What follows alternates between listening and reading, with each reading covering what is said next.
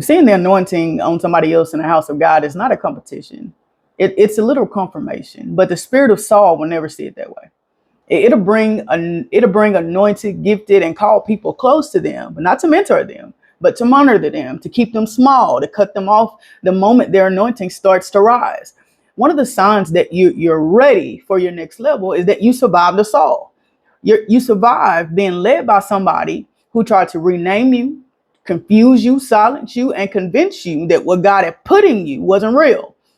You survived the gaslighting, the control, the silence, the system that made you question your sanity, that made you have to filter your discernment through them. You survived being made to believe that submission meant suffocation. Saul's system keeps people dependent. It keeps them as a spiritual infant because a daycare can't function without babies, right? So you end up walking on eggshells, apologizing for your discernment, and measuring your worth by what you can produce. It all becomes performative.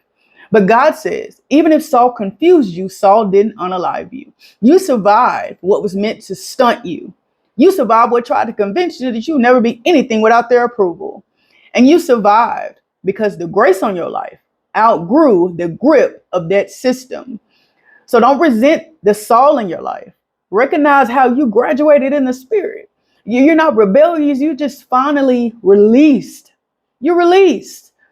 And when you finally come to terms with the fact that you survived a Saul instead of you had to endure a Saul, you'll see that survival itself is evidence of the maturity. You don't have to stay bitter. Just be free. Because once you survive a Saul, you're ready to lead David.